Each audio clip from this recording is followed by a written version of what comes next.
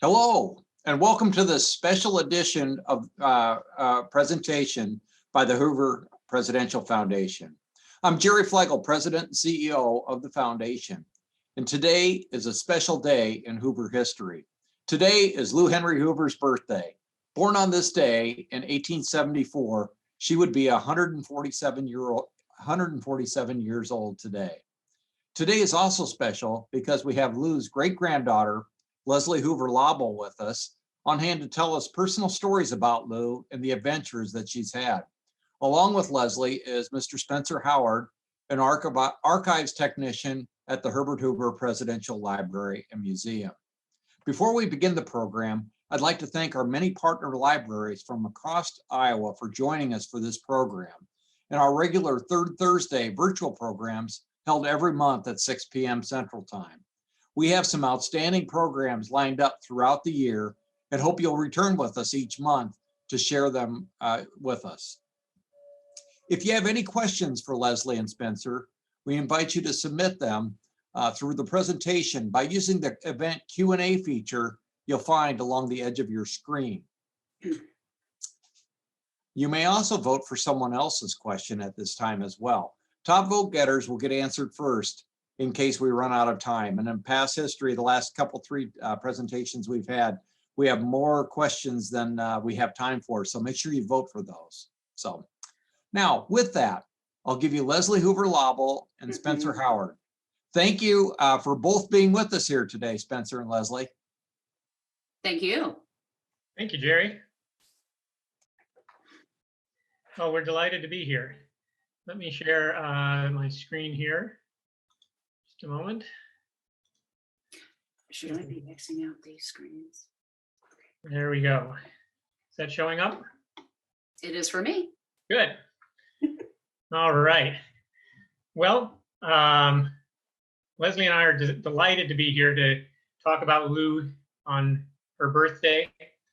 As we were thinking about what we wanted to say about Lou, we wanted to share with you some stories and some photos that illustrate what kind of person she was. Her life was full of all kinds of interesting stories. There's no way that we could cover it all in an hour. We hope that you'll come away from this with a better idea of who she was as a person. And as we were thinking about it, the word that I think best describes Lou is adventurous. She was an adventurous woman who lived a life of adventure, and I hope that comes through in the stories that we have for you today. If I can get, there we go. All right, so as Jerry mentioned, this would be her birthday. She was born in Waterloo, Iowa, and her formative years, the first 11 years of her life, she lived in Waterloo. And if there is one person that you could credit for her adventurous spirit, it would probably be her father, Charles Delano Henry. Lou was the oldest of two children born to Charles and Florence Henry. And on the left here, there's a picture of Lou and her sister. This is sometime probably late 1882 or early 1883. So just before Lou would have turned 9 years old, and her sister, Jean, is the baby sitting in the chair. We don't know the name of the dog or the doll, I'm afraid, but as a child, Lou spent a lot of time with her father. Now, her father was a banker by profession, but he was an adventurous outdoor type. And without a son, he took Lou along with him on his adventures. And she learned to ride and to camp and to hunt and to fish, and developed a love for the outdoors from her father. In the middle of the screen, you can see a photo of her dressed for ice skating. This is probably about a year later. And then on the right side here, an example of the family at a campout near Clear Lake, Iowa. If you're familiar with Iowa geography, there's a series of lakes in northern Iowa that are still quite a vacation destination. And in this photo, Charles Henry is the man standing at the left of the photo there, and Lou is the girl right at his feet, sort of curled up on the ground. And so Lou learned to love the outdoors from her father. As I mentioned, she only lived in Waterloo until she was 11. In 1885, the family moved away. Her mother had some respiratory issues, and they were looking for a better climate. So they tried Texas and Kansas for a short period of time and ended up moving to California, to Whittier, California, which is a new town just developing. It was a suburb, or still is, of Los Angeles, just to the east. And Charles Henry became a partner in a bank there, and he and Lou, and later joined by Jean as she grew older, continued their outdoor adventures in California. And if there's one image that encapsulates Lou and her outdoor adventurous spirit, this may be it. This is a photograph that was taken of Lou in the summer of 1891 at Acton, California, which is a little town about 50 miles north of Los Angeles. And Lou and her father were spending about a month that summer camping out near Acton. Charles had bought an interest in an undeveloped or unproved gold mine. And he had hired some guys to go and try to determine if there was actually anything there. And so they spent quite a bit of the summer camped out there. And one day while they were there, Lou came into town, and the proprietor of the general store, who was also the town postmaster and the local photographer, asked to take her picture. And this is Lou on that day. A little before that, when she was 15, she had written an essay, which we love to share with people, called An Independent Girl, because it really encapsulated her spirit at the time, and in some ways it really foreshadowed the rest of her life, because she talked about the independent girl and what she could do and who she could become. One of the lines that I really like, the independent girl is a person before whose wrath only the rash dare stand. Well, perhaps that was true of a lot of people that faced Lou. One of the iconic things in this photo is Lou with her rifle. There are other photos of her as a youngster carrying a rifle. She was apparently quite a good shot. And Leslie, you want to talk about Lou and her firearms? Her weaponry. Okay. She did indeed like to collect weaponry from various places where they went. Can you hear me? Yes. Okay, thank you. Sounds great. And so this was kind of an odd thing, but she did it anyway, mostly because she was proficient in firearms and she just thought they were interesting. Some of them are quite beautiful. When they were on their travels, she would collect, if you will, indigenous weaponry. And later on, she would incorporate some of it into the home she planned and had built in Stanford. In the dining room, the overhead lights, underneath them are shields, metal shields. I do not know their origin, but this was some of the stuff that she had collected. She also collected samurai swords and other just interesting weaponry. And at the library, in our museum gallery on Lou, we have a couple of examples of weapons that she owned as well. Very, very interesting and unusual collection for the time. So Lou and her family lived in Whittier for about 7 years, and Lou graduated from high school. If you tuned in early, you may have heard the Hoover headline about Lou graduating from high school and as class valedictorian. Then she thought about what she wanted to do with her life, and she had a couple of ideas. And the first one was because she adored her father and admired him, she kind of was interested in going into banking. And she actually did work in his bank one summer, apparently. And then she figured out that it was a man's business. At that time, there was no place really for women in the banking world. businessmen and other bankers wouldn't treat her as an equal or be willing to do business with her in the way that they would a man. So she read the handwriting on the wall, and I don't think she was angry, but she just said, okay, this isn't going to work out for me. I'm not going to be able to be a bank executive like my dad. So she looked elsewhere. So she thought about being a teacher, which of course was a profession that was always open to women. And she attended normal school, teacher college. She attended first Los Angeles Normal, which is now, I believe, evolved into UCLA. And then in 1892, the family moved to Monterey. Her dad sold his interest in the bank in Whittier and went to work for a bank in Monterey, which of course is close to the Bay Area. And so she attended San Jose Normal for her last year and earned her teaching degree in 1893.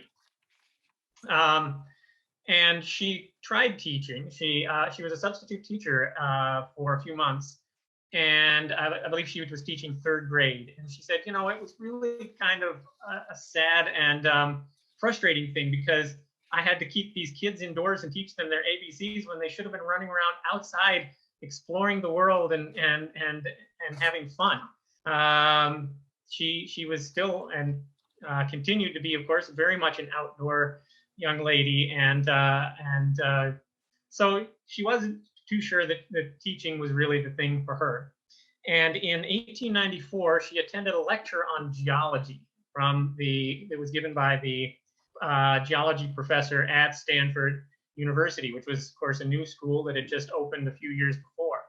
And she was absolutely blown away and wanted to study geology. So in 1894, she entered Stanford University as a freshman and studied geology. And here are some photographs of her from her time at Stanford. I think her adventurous spirit comes out in most of these. The one at the top left is a photo of her a little bit more demure looking in one of the science labs.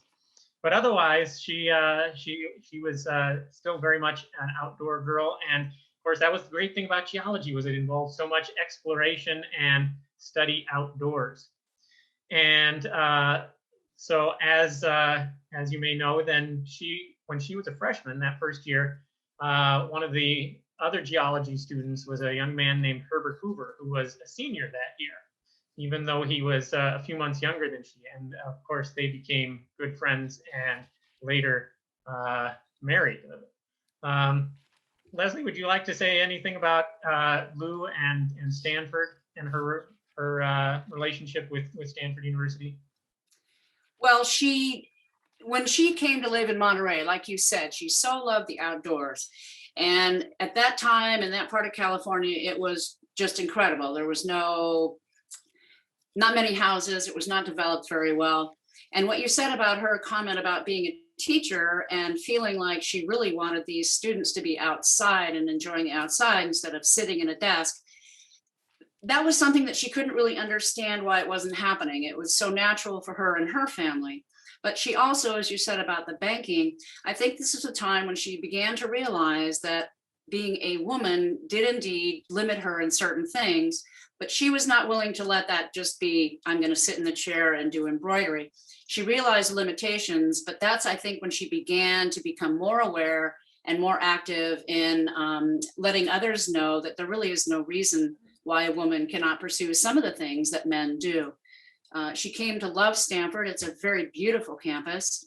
And as you'll probably talk about later, she decided to build their permanent home, if you will, on the Stanford campus. She was very instrumental in the design of it and was constantly talking with the architect about things to do. And it became a very unique building. But I think you are going to talk a little bit about it later, are you not? Yeah, we'll get there in a little while. So we'll introduce Herbert Hoover. This is about as much as we're going to talk about Herbert Hoover. It's interesting, going back to the independent girl. Here's one of those passages that I referred to that I think foreshadowed some of her life. So at 15, she wrote, but sooner or later, the independent girl is sure to meet a spirit equally as independent as her own. And then there's a clash of arms ending in mortal combat, or they unite their forces and with combined strength go forth to meet the world. And that is just a perfect description of their relationship.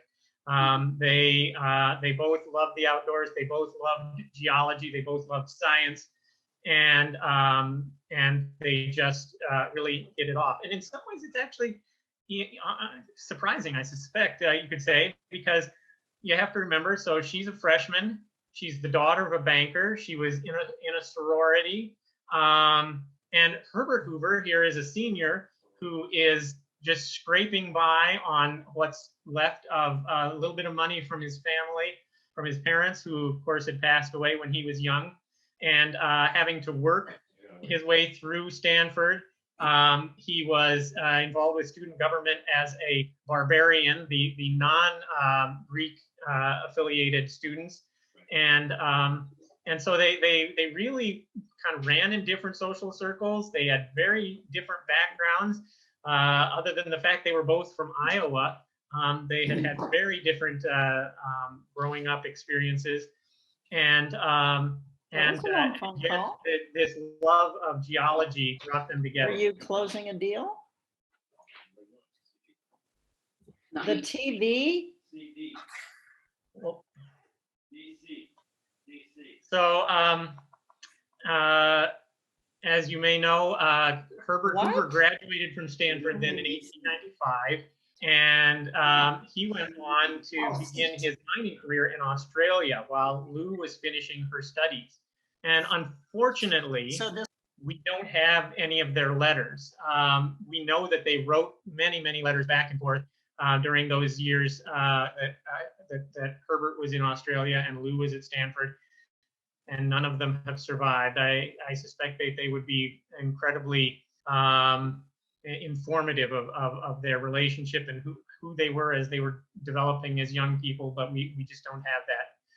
But in any event, in 1899, Herbert got a promotion to work in China for his mining company, and he asked Lou to marry him. And so in February of 1899, he came back to California and spent a few days there. And it was the first time that Lou's parents had actually met him. And this is a quote from Florence Henry. "We had made up our minds not to like him very well, as he was going to take Lou so far away. But after he had been here a few days, I think we all liked him about as much as Lou did." And so they were married in the living room of her parents' home in Monterey. And the next day they went on a boat off to China. And if Lou's life had not been adventurous before, and it certainly was, it became even more adventurous when they went to China. Bert traveled quite a bit. Lou not as much. But she did get around a little bit, and she spent a lot of time in where they lived in Tianjin, setting up a household. This is a photo of the house that they lived in, and she had servants to manage, and she studied Chinese and really immersed herself in Chinese culture.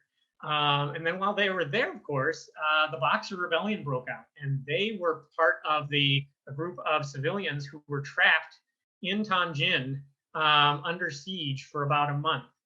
And after the siege, Lou wrote this letter to her friend back in California, Evelyn White Allen. "You missed one of the opportunities of your life, the most interesting siege and bombardment of the age." She wasn't scared or nervous. She just was reveling in the excitement of the adventure that she had gone through. And so this is a photo of her next to one of the cannons.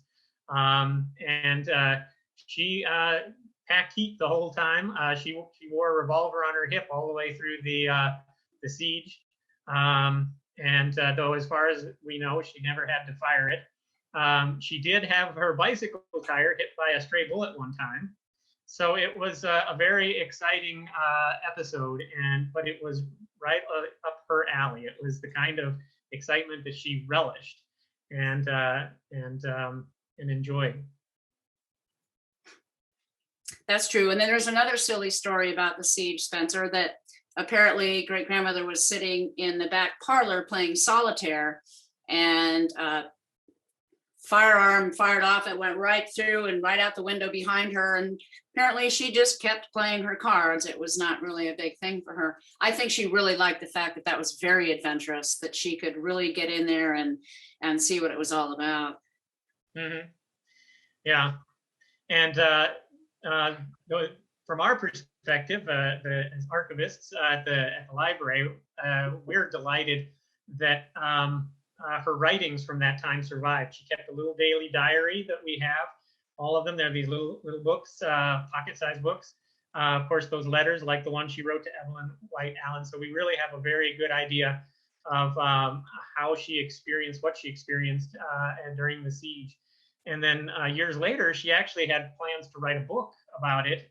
She never finished it, but we have the drafts and a lot of her research. She borrowed diaries from other people who'd been there, so she could kind of flesh out the story. And so it was a remarkable adventure, and she lived it with aplomb. So after the siege, Herbert became a partner in the firm. It was Bewick Mooring and Company was the name of the mining company. And he began traveling all over the world on their behalf. He became known as the doctor of sick minds. And in many cases, Lou went with him. And they had many adventures all around the world.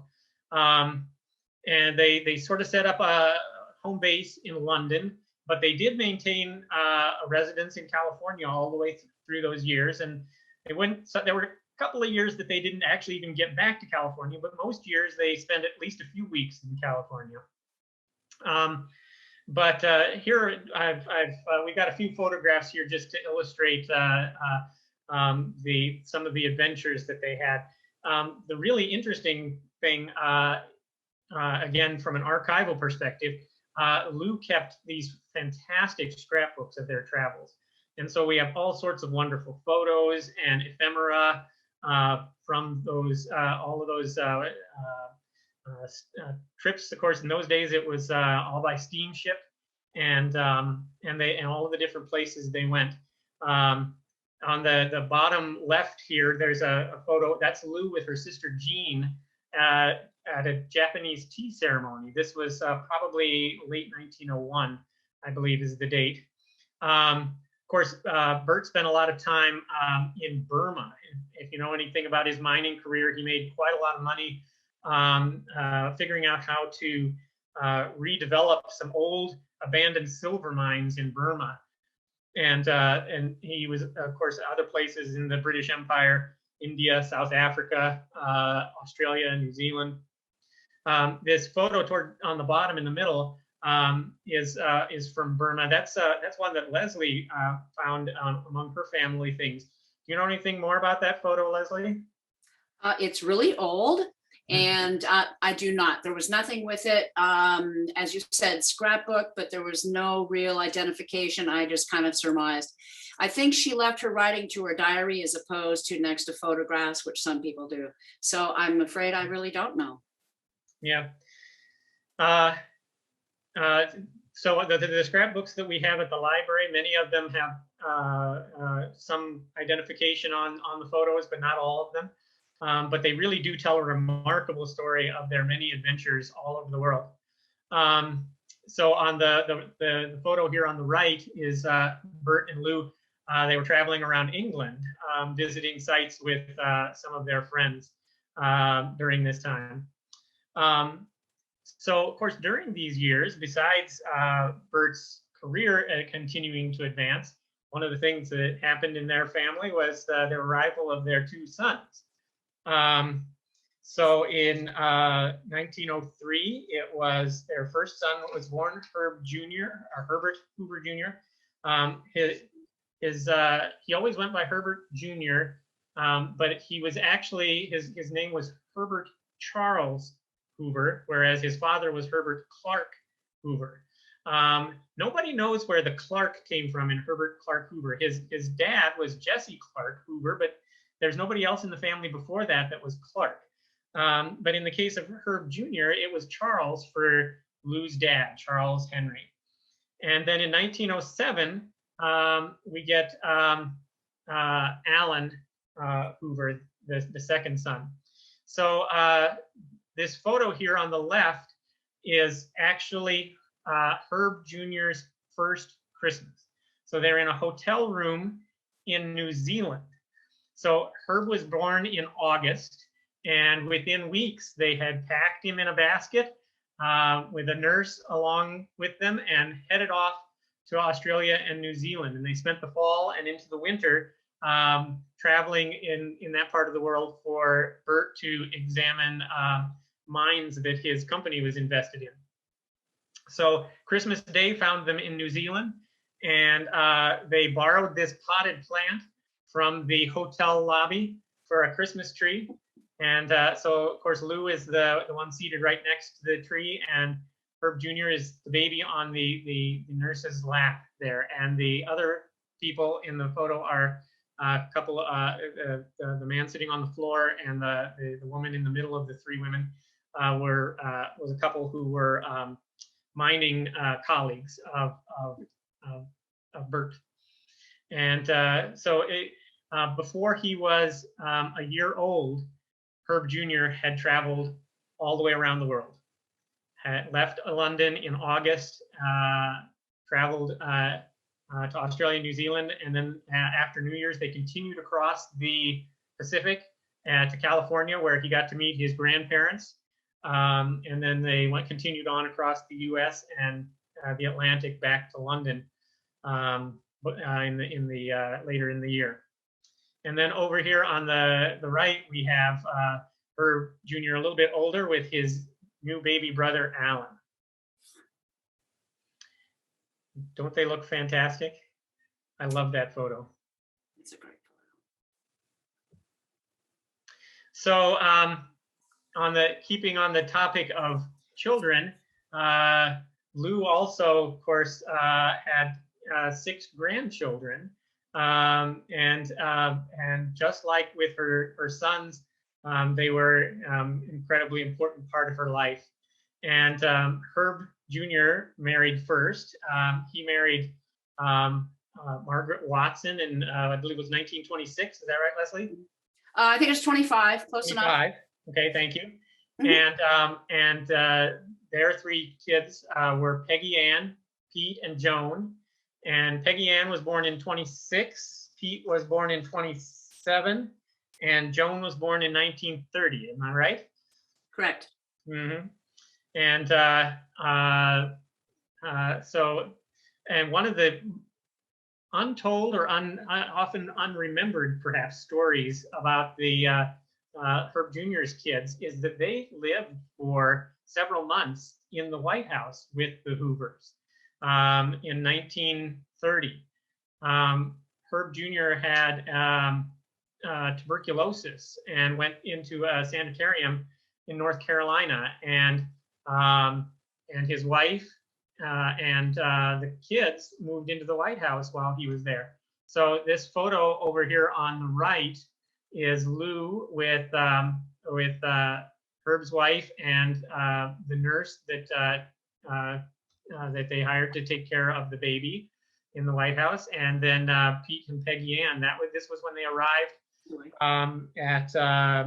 at the train station in Washington, D.C. It was December of 1930, and to move into the White House. And they stayed there until May of 1931.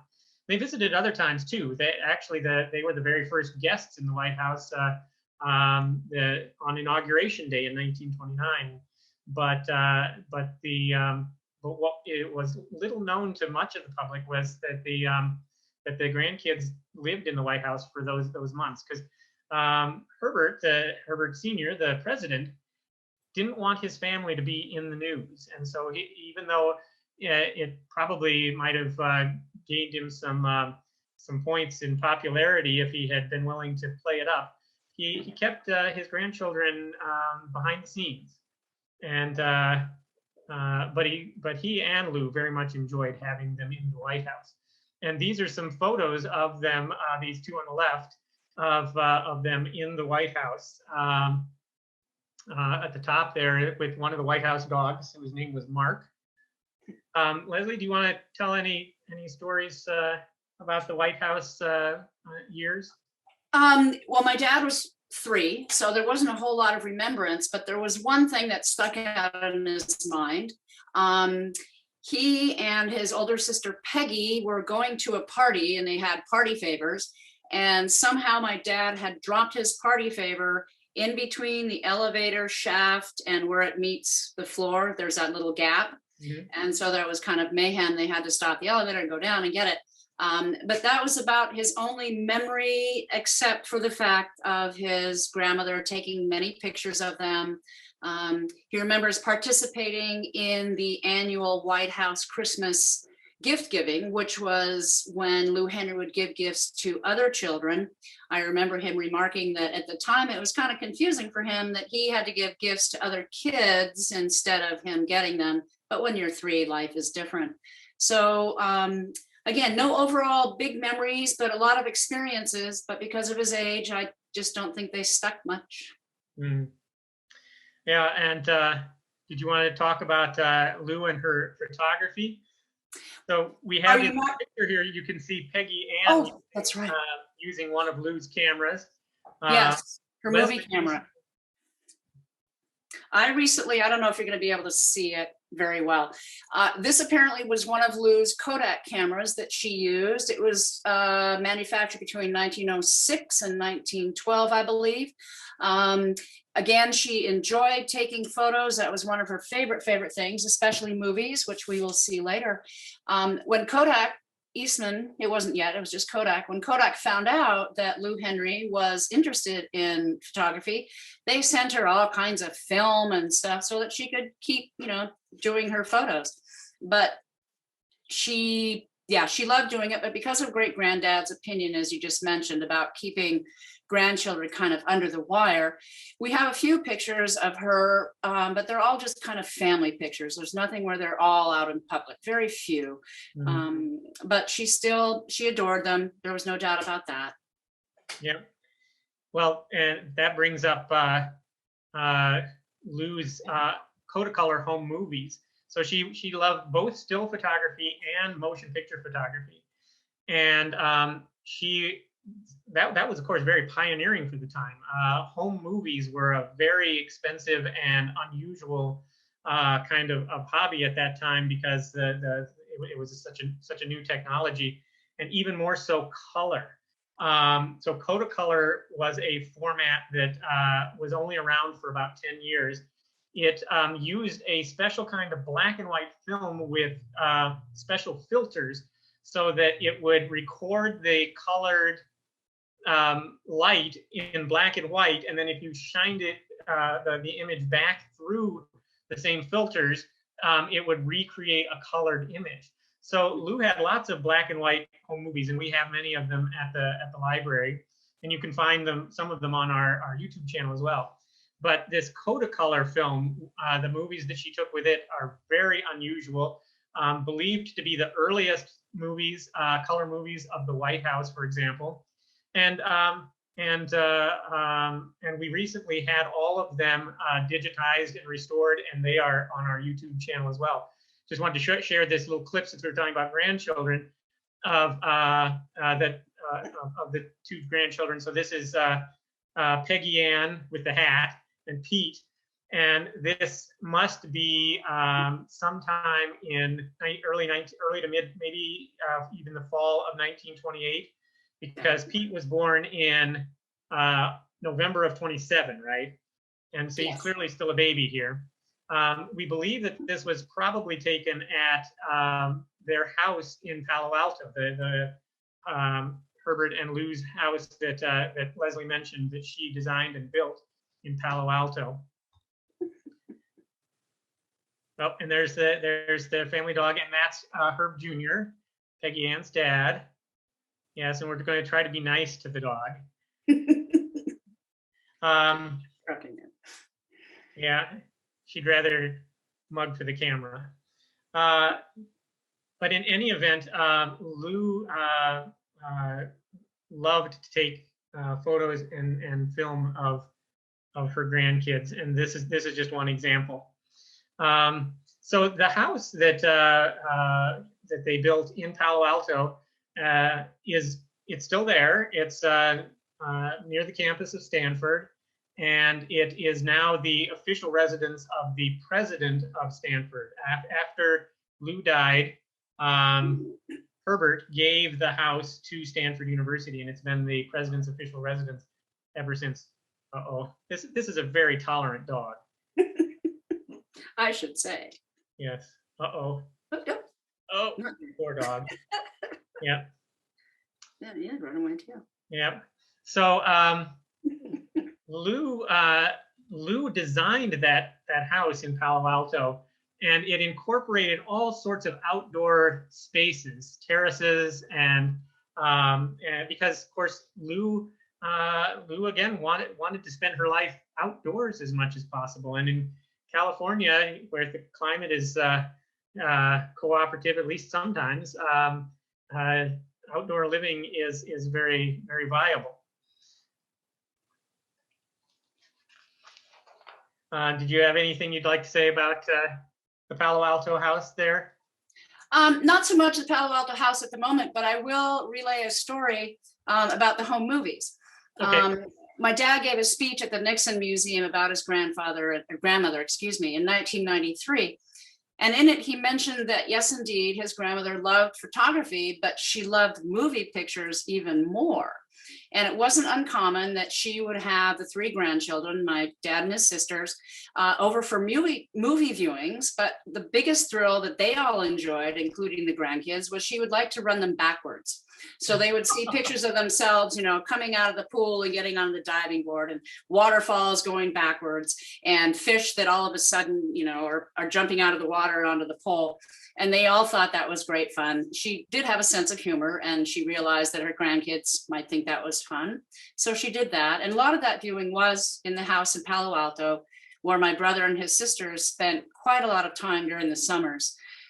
It was a beautiful house, and when she designed it, as you said, there was a lot of beautiful outdoor spaces with outdoor fireplaces, but she also was thinking of her grandchildren. The bottom floor had bedrooms for some of the servants, as well as a big, huge playroom, which included a full-on stage, raised stage with big curtains and everything. And Dad remembers being able to ride his tricycle from the kids' playroom all the way down this hall, which is a pretty good length. And, you know, that was okay. He was able to do that, and they enjoyed that. When they got a little bit older, it was a great house for playing hide and seek because of all the places that were outside and around, and doors that you'd push on and they would open and no one else knew about. So it was really a very, very beautiful home. It still is. And did I understand correctly? I think I've heard a story that Herb Jr. and Alan built a car in that basement. That they you know, scavenged parts and built themselves like a go-kart or a jalopy in the basement somehow.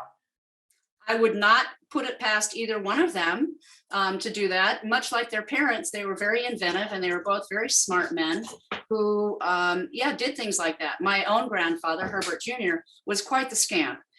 He liked playing practical jokes, which I'm sure he probably included his brother in on. I think I remember the same story, but I don't know how it ended up. How do you get a car out of a basement? Yeah, I always wondered that too. There must be a wide door, or maybe they had to take it back apart and reassemble it once they got it outside. I don't know. That could be. I don't know either. Yeah. Well, I don't want to, whoops, see if we can, there we go. I don't want to neglect the other three grandchildren. Alan didn't marry until much later. He married in 1937. And so his three children were born quite a bit later, and at the end of Lou's life. So she didn't know them as well and didn't spend as much time with them. And we actually don't have very many photos of them, certainly not as young people, as babies or children, in the collection at the library. But I wanted to mention them here. Alan Jr., Andy, and Lou Henry were Alan's three children. there's the photo here at the bottom of this slide is Christmas dinner 1938 in the dining room there at the Palo Alto house. Is that, am I correct with that, Leslie? That's the dining room? Yes, Yeah, I with believe that you family. are. Yep. Yes. And this is the whole family as they existed at that time, including a brand new baby, Alan Jr. So he was the first of Alan's kids. So from left to right, the people in the photo, let me see if I can get them all correct. Alan is the one at the very left. And then we have Pete, which is Herbert Hoover III. Then we have Alan's wife, Kobe. Her actual first name was Margaret, but her nickname was Kobe. And then we have Peggy Ann, so there's another Margaret there.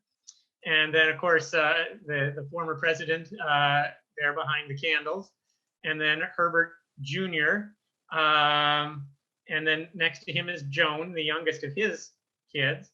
And then his wife, who's also a Margaret Watson. And then, of course, Lou holding Alan Jr. So I included later photos of the other two grandchildren just to illustrate them. We've got the photo on the left here is from Herbert Hoover's birthday celebration in West Branch in 1954, which of course is 10 years after Lou had passed away. And we have the young man kind of in the front there is Andy, and in the back is Alan Jr. as a almost adult at that point.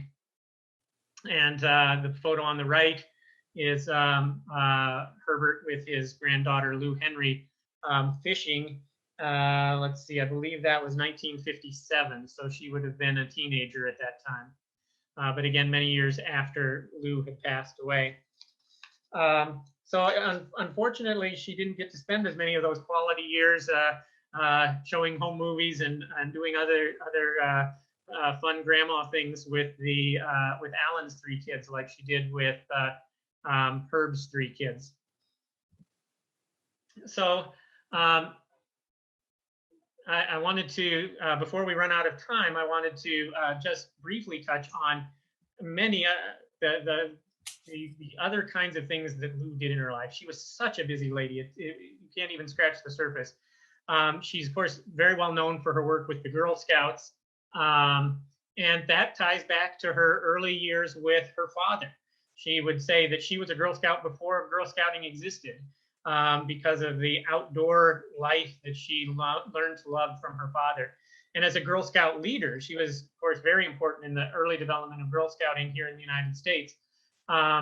She really wanted to emphasize those outdoor adventures. And there was a kind of a tug of war between women who wanted Girl Scouting to be more focused on domestic things, indoor activities, and people who wanted Girl Scouting to be outdoors and adventurous. And of course, that was where Lou lined up. She wanted Girl Scouting to be about camping and outdoor fun and games and athletics and things like that. She was involved with many, many different kinds of charitable activities and organizations on multiple continents, going from when she lived in London, here in the United States, all over the world. But these are just a few examples that I pulled out. Lou with Santa, that's handing out Christmas presents in 1931 to less fortunate children in the Washington, D.C. area. That was the same year that Pete and Peggy Ann visited at Christmas time, and Pete was so puzzled that he had to help give presents and not receive them. A couple of photos of Lou with organizations that she was involved with. The top right one there, the ladies in white, those are the Daughters of the American Revolution. The group at the bottom here, the men standing and the ladies seated, Lou in the middle. This was a organization called the Maternity Center Association. This was a photo of her with them in 1931. They were a group in New York City who were focused on what we would call prenatal care today, making sure that pregnant women got the care that they needed, and that they had midwife or doctor to help them have healthy births and children. And just one of thousands, literally thousands of organizations that Lou supported or was involved with. Are there any particular organizations or activities that come to mind for you, Leslie, that Lou was involved with? Well, aside from the ones you mentioned, I think if you had to rate them, I think she probably would put the Girl Scouts at the top, like you mentioned, because for her, it just seemed like a natural outline that girls and women would be able to do that. Of course, she was also instrumental in getting some of her social circle in Palo Alto and in California in general to help with the relief organization in Belgium. And so she started a campaign where she actually brought lace back from Belgium from women who had made it and then sold it to her friends. And that kind of helped the cause as well, because she couldn't really be quite as involved in the same level that Herbert was at that point. So she knew how to call in the troops, much like her husband. She was very good at networking. She had a good demeanor. Like you said, you don't read very much about her getting terribly upset. There were a few instances in the White House that she was very unhappy about, but she wasn't the kind of person who did that. I believe she tried to have a very open mind because of her own experiences. They were so vast, and she saw so many different societies on so many different levels that she just wanted to do what was right for others, which was kind of something that was part of her character as well. Mm-hmm. Okay, well, we're fast approaching the end of our allotted time. How about if we open up for some questions here? Well, that'd be great. Spencer and Leslie, just a fascinating presentation here. So, and we do have several questions already on there. So we'll go ahead and start off as, of course, maybe if talk maybe a little bit more about the connection to the Girl Scouts and also the camp that is named for her in New Jersey. Deborah sent that question in. Yeah, I'm aware that there's a camp in New Jersey named for her, but I don't know the story behind it. And there are actually, I believe, several camps around the country that are named for her, and we don't really have a lot of documentation of how that came to be. I suspect that may reflect some of her modesty. When you read the tributes to her that were written, especially after she died, just how incredibly important she was to the early growth and development of the Girl Scout movement. But you wouldn't know it from her own writings or her own things. She was quite modest about her accomplishments. So that is something that could bear some research. And I suspect that there may be documents elsewhere, or there may be something buried in her papers here in West Branch. That it's worth mentioning.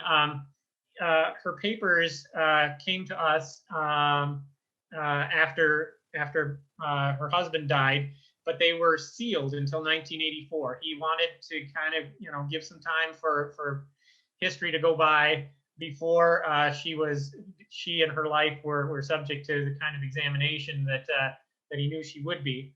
And they were only opened in 1984, and there have been some books written about her, and there's been some research done, but there's a lot more work to do. It's a large collection. Nobody has been through the whole thing. And so it may be that there is an answer somewhere in there. I have never found it. I'm not a historian, I'm an archivist. So my job is to get the papers into people's hands, not necessarily to answer all of the questions. I suspect that there may also be documentation in the records of some of the Girl Scout councils. But it is important to say that she was very instrumental in the early development of the Girl Scout movement. She was, of course, president of the national organization twice. But again, that's not where she thought she was doing the most good. She really felt like she was doing the most good when she was working with the girls.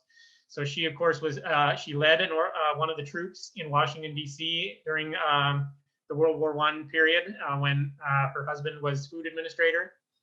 And she loved nothing better than to go to the Girl Scout camps and lead an activity or a game or something like that. and she always felt that she was making the most difference when she was working with the girls directly. Okay, great. Very good. Leslie, this question's for you. It says, Leslie, how are you related to Margaret Hoover, the PBS political commentator, since both of you are great-grandchildren of Herbert and Lou Henry Hoover? And we get this question asked often. Of course, being head of the foundation, we have 6 Hoover descendants on the board, 5 of them great-grandchildren. So anyway, Leslie, go ahead. Margaret, I'm on the Herbert branch of the family, and Margaret is on the Allen branch. And as Spencer already told us, Allen the first, I said, got married a lot later than my grandfather did. And Margaret is indeed a great-granddaughter, but she is, well, she's old enough to be my daughter. But it's just because the 2 brothers started their families at a different time, but the lineage is still the same. So I am her cousin, I suppose. I guess I'm her direct cousin or something, once removed, twice removed. I don't know. Well, great. Thank you. Thank you. Hmm. And then a question would be too is, did they raise their children as Quakers? They did not in the strict sense. Now, Lou Henry was not a Quaker. She was not raised as a Quaker, where a great-granddad was. As far as I know, great-granddad did not attend meeting once he got into his public life, if you will. And I'd like to say that even though they weren't sanctioned as Quakers, many of the Quaker beliefs, I think, were part of what they exemplified, if nothing else, to their sons, the work that they did for other people, how they took themselves out of the limelight and really shined on other people with no recognition. Thank you very much. So much like the Quaker tendency of you're the light for the world and you shine it out, I believe both of her sons definitely understood that. Great. Thank you. Thank you. Well, Doug writes, and maybe Spencer, you're probably going to be the best one to answer this. Is the Hoover Presidential Library and Museum in West Branch now open in these days of COVID? And is there much information about Lou Henry Hoover there? So no, the library is not yet open. We are part of the National Archives and Records Administration. I guess let's back up a little bit and make sure everybody knows. So there's 3 parts to the Hoover campus. So there's the historic site, which includes the birthplace cottage and the historic buildings and the park. And that's run by the National Park Service. And then we have our friends, of course, Jerry and his staff at the foundation. And then the library museum is the building that you see behind Jerry in his background there. The library museum is part of the National Archives and Records Administration. We are not yet open to the public.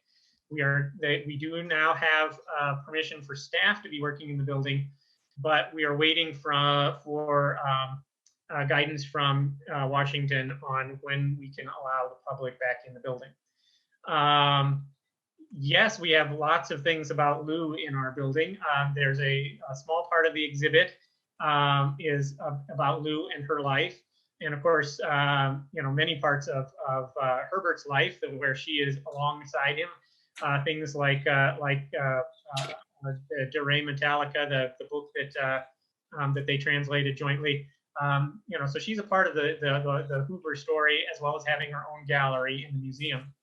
And then, as I mentioned, we have her papers, which is a very large collection. Is full of wonderful things, including letters, diaries, scrapbooks. And when we are open to the public, anyone is welcome to come back to the research room and register as a researcher. And if you're interested in Lou's life, if you want to poke around in her letters, you are welcome to do that. Well, great. Thank you, Spencer, for that. So, yeah, well, I'm sure the public is anxiously awaiting that day when the museum gets open again. And we just had Tammy Pink chimed in too. She goes, I sure missed the gift shop. I'd love to see it open. So several people ready to go on that. So Emily writes, was Lou a member of PEO, the women's organization founded in Iowa in 1869? Not that I know of, but it's possible. Like I said, she was involved with thousands of different organizations. She may, it's not one that comes to mind, so I doubt that she was an active member, but she may have had some connection with them. That's a question that we'd be happy to answer or at least research for you if you'd like. send us an email, or well, right now I don't know that there's anybody there to answer a phone call. So please just send an email and we will look into that for you. Yeah, and I would echo is if you ever have questions, the archivist at the Hoover Presidential Library Museum are the best around. They are, I can't speak highly enough about them as far as responsive and so forth like that. And if there's an answer, they'll help you find it on there. So next question is, was Lou involved in the design planning of the Presidential Library in West Branch? Not the library, but she was very involved with the historic site, especially the restoration of the birthplace cottage. So Hoover was born in West Branch in 1874, and the cottage, the little house that his family lived in, still survived in the 1930s. It had been converted into the kitchen of a larger house. And so Lou was one of the key figures who led the efforts to raise money and start the ball rolling to restore the cottage to its historic appearance as in 1874, which is what it looks like now today on the park site. And she was the impetus for the founding of the Birthplace Society, which was the earliest iteration of the foundation, and that has continued to this day to take care of things around the library and the historic site. The library museum was not started until the 1950s. It was a plan that kind of got off the ground in about 1955, and they started fundraising and planning at that point. I believe the groundbreaking was about 1960, and then the first part of the building opened in 1962. Very good. So well, thank you. He had long since passed away at that point. Well, thank you, Spencer. There is a book too called Doors of Opportunity by Frank Nye that gives the whole layout of how the park came about, and it really starts with the Birthplace Cottage, and then how the Presidential Library Museum was built. And ironically, it is out of print, and but we are getting a reprints done right now on there. And when we do, we'll have that out in our social media as well, because it's just a fascinating story. And Lou is really the key to the whole thing to getting started on that. So Cynthia writes, I'll be the first to admit that when I hear the name Lou Henry, I thought you were talking about a man. Then I heard that there was a grandson named Lou Henry. Is there a story about her name? So that's actually the granddaughter. So that was Alan Hoover's youngest child. Was her name was just Lou Henry Hoover.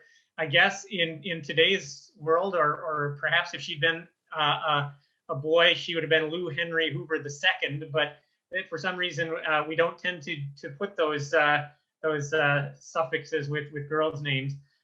She was born in 1943, so about less than a year before her grandmother passed away. She just bore her grandmother's name, and it was just part of the family tradition. Great. Charlotte writes, why do you think Lou doesn't have a higher profile among first ladies? Most people I talk to know nothing about her. Well, there's two reasons for it. The first is from Lou herself. She made a very conscious effort as First Lady to stay under the radar. She dialed back her activism, her work with the Girl Scouts, her work with charities, and focused on being the supportive First Lady for her husband, that in the expectations of the time. So she intentionally tried to stay out of the limelight, to stay out of the way, because she thought, in her view, that was her duty as the wife of the president to kind of stay out of the way.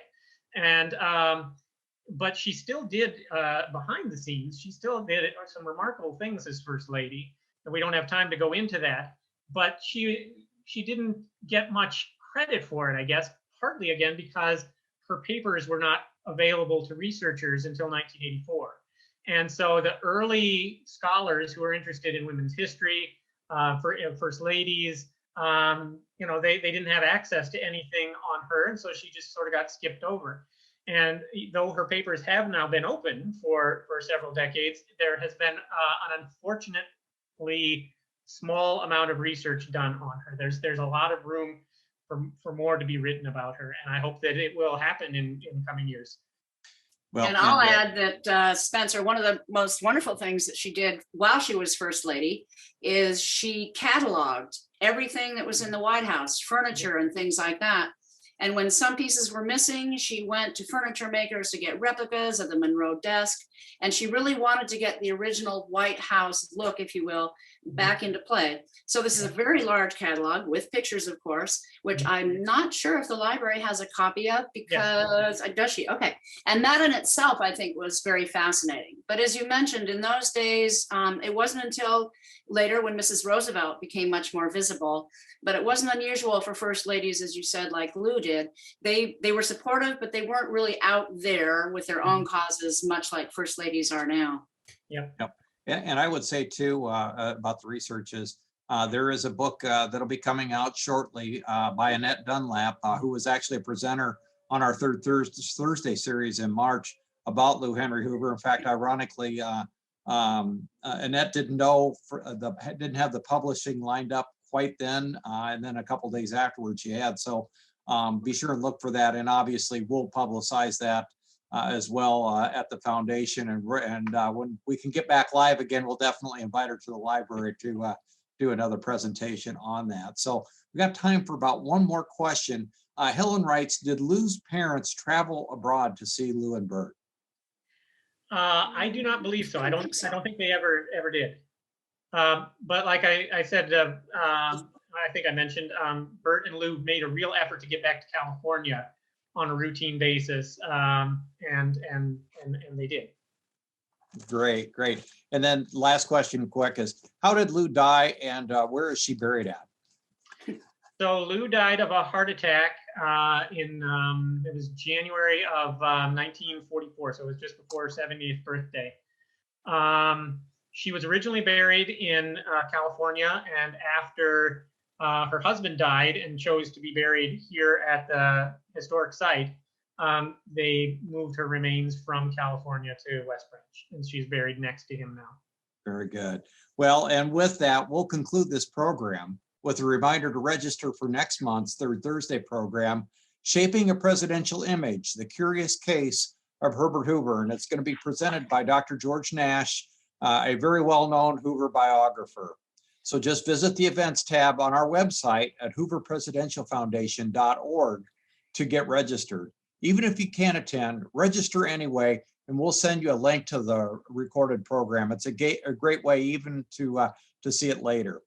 Again, on behalf of the Hoover Presidential Foundation, we thank Leslie and Spencer for this presentation, and especially you, our viewers, for your continued support of events and programs here at the Hoover campus. Thanks, and have a great afternoon.